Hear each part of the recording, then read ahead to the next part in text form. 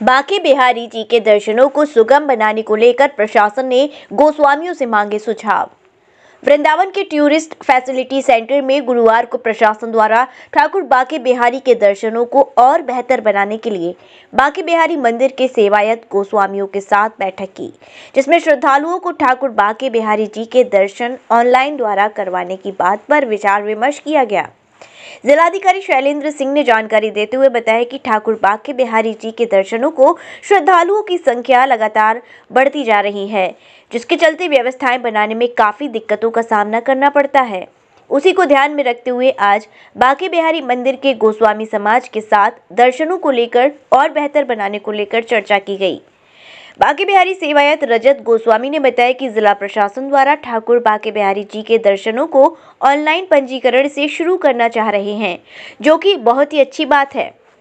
हम सभी गोस्वामी पहले ही ऑनलाइन पंजीकरण के माध्यम से दर्शन करवाने के पक्ष में हैं, क्योंकि जब कॉरिडोर बनाने का मामला चल रहा था उस समय हम भी सभी यही चाह रहे थे कि ऑनलाइन दर्शन कराने से सिर्फ सीमित लोग ही दर्शन करने आएंगे, जिससे मंदिर में भीड़ का दबाव नहीं रहेगा और श्रद्धालुओं को ठाकुर बांके बिहारी जी के सुगम दर्शन होंगे। देखिए, आप सभी लोग जानते हैं कि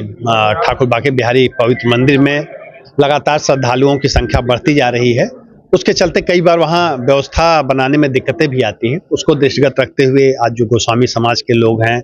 मैं और एसएसपी साहब, नगर निगम के लोग, एमबीडीए के लोग, सभी लोग साथ बैठे और इसके पीछे मंशा यही थी कि व्यवस्थाओं को कैसे और बेहतर बनाया जाए कि जो भी श्रद्धालु जन यहाँ पर आए एक बेहतर एहसास के साथ यहाँ से वापस जाएं। इसका हम लोग प्रयास कर रहे हैं और उसकी शुरुआत वहाँ से होती है कि जब श्रद्धालु आते हैं तो अपनी गाड़ी कहाँ पार्किंग करें, पार्किंग करने के बाद वो मंदिर तक कैसे पहुँचे, फिर मंदिर के अगर गेट पर पहुँच गए हैं तो मंदिर के अंदर किस तरह से उनको दर्शन कराया जाए, फिर वापसी में अगर उनको कुछ खरीदारी करना है, खरीदारी करते हुए फिर अपने पार्किंग स्थलों पर आएं और अपने वाहनों से वापस चले जाएं। इस दौरान हर चीज का उनके आने से लेकर के उनके प्रस्थान होने तक सारी की हमारी सीसीटीवी रिकॉर्डिंग होनी चाहिए, हमारे जो रूट्स हैं वो सही दशा में होने चाहिए, जो स्ट्रीट लाइट है वो सही दशा में होनी चाहिए, प्लस जो मंदिर की अंदर की व्यवस्थाएं जो हम तत्काल कर सकते हैं, मे बी कि उसमें कुछ ऐसे इशूज हैं जो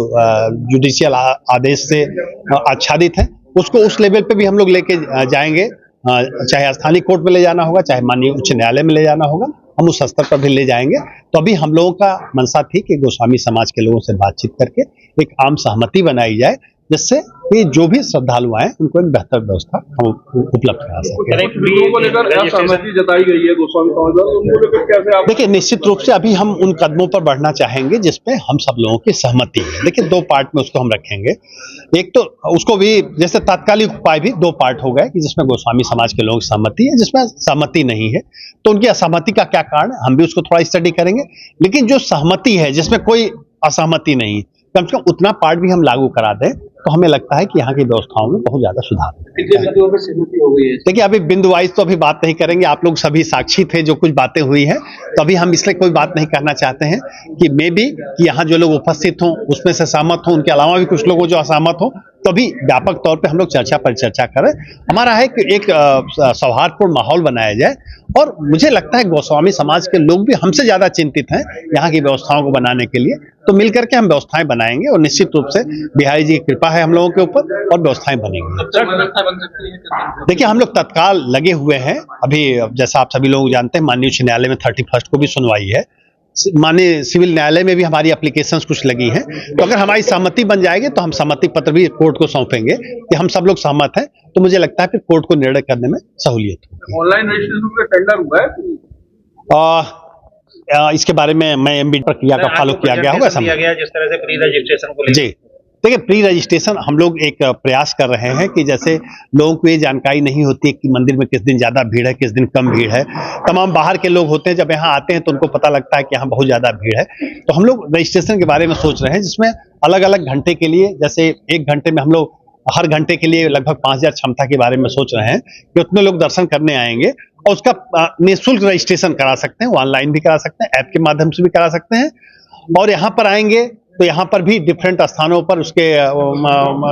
कियाक्स लगे होंगे, वहां पर भी करा सकते हैं। तो उससे उनको सहूलियत हो जाएगी कि मान लीजिए दिल्ली से कोई व्यक्ति यहाँ आना चाहता है, उसको मालूम है कि संडे को बहुत भीड़ है, तो मे भी कि अपना प्रोग्राम वो 1-2 दिन आगे डेफर करके मंडे या ट्यूसडे का प्रोग्राम बना लेंगे, जिससे उनको भी सहूलियत रहे और हमें व्यवस्था बनाने में भी सहूलियत रहे। क्योंकि आप देखते होंगे कुछ दिनों में ज्यादा भीड़ होती है, कुछ दिनों में सामान्य तौर पर उतनी भीड़ नहीं होती है। तो एक तो भीड़ का इक्वल डिस्ट्रीब्यूशन होगा। ऐसे कुछ आवर्स ऐसे होते हैं इसमें बहुत ज्यादा भीड़ होती है, कुछ समय ऐसे होते हैं इसमें कम श्रद्धालु आते हैं। तो जब अगर हमारी ऑनलाइन दर्शन पर्ची व्यवस्था लागू हो जाएगी तो इसका इक्वल डिस्ट्रीब्यूशन होगा और लोगों को दर्शन करने में सहूलियत होगी और हमें व्यवस्था बनाने में भी आसानी। जी, आज एक सूचना मिली थी कि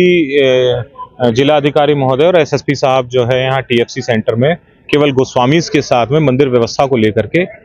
एक मीटिंग करना चाहते हैं दोपहर 2 बजे। इस मीटिंग में जब हम यहाँ पर पहुँचे तो पता ये चला कि जिला प्रशासन की तरफ से एक व्यवस्था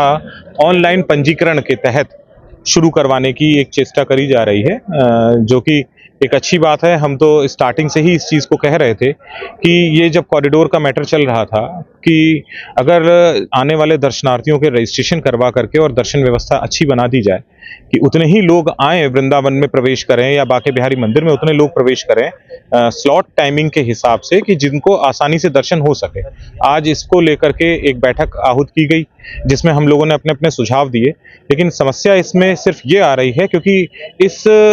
दर्शन व्यवस्था और मंदिर में जो पिछली जन्माष्टमी पर जो दुर्घटना हुई थी इससे संबंधित एक PIL जो है उच्च न्यायालय में अभी पेंडिंग चल रही है, जिसकी सुनवाई अभी 31 तारीख को है और 31 तारीख को जो सुनवाई है वो इंटरनल मैनेजमेंट के ऊपर है। जितनी भी दर्शन व्यवस्था की बात आज करी गई है यहाँ पर जिला प्रशासन के द्वारा, वो सारी व्यवस्थाएं इंटरनल मैनेजमेंट के तहत आती हैं, जिस पर की सुनवाई अभी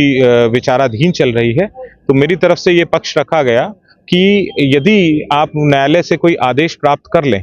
और चूंकि गोस्वामी समाज भी इस तरीके से चाहता है कि मंदिर में दर्शन व्यवस्थाएं अच्छी से अच्छी हो जाएं, सुगम हो जाएं, तो ज़्यादा अच्छे तरीके से इस व्यवस्थाओं को लागू किया जा सकता है। इस तरह में सबसे पहले तो यही कहा गया कि लास्ट जो चीफ जस्टिस साहब थे वो इस पूरे मैटर को ये चाहते थे कि ये मीडिएशन के तहत इसमें गोस्वामी और राज्य सरकार जो है बात करके और इसका एक निर्णय निकाल ले। लेकिन यहाँ पर समस्या ये आई कि जो वहाँ पर सरकार की तरफ से एडवोकेट जनरल साहब प्रेजेंट होते हैं और उनके साथ में एक एडिशनल एडवोकेट जनरल साहब भी प्रेजेंट होते हैं, उन्होंने किसी भी तरीके की वार्ता करने से साफ मना कर दिया। यदि ये वार्ताएं वहाँ पर हो जाती तो आज उम्मीद थी कि ये जो व्यवस्थाएं अब कोशिश कर रहे हैं करने की, ये पहले ही लागू हो जाती और इतनी दिक्कतें या मारामारी दर्शनों को लेकर ना होती। ऐसे लगता है कि क्या कोई कम्युनिकेशन गैप? बिल्कुल, मैं बिल्कुल मान के चलता हूं कि ये कम्युनिकेशन गैप ही है। जब हम तैयार हैं मंदिर के सेवायत गोस्वामी होने के नाते, हमको आने वाले दर्शनार्थियों के लिए पूरा भाव है और हम चाहते हैं कि इस तरीके की व्यवस्थाएं बने,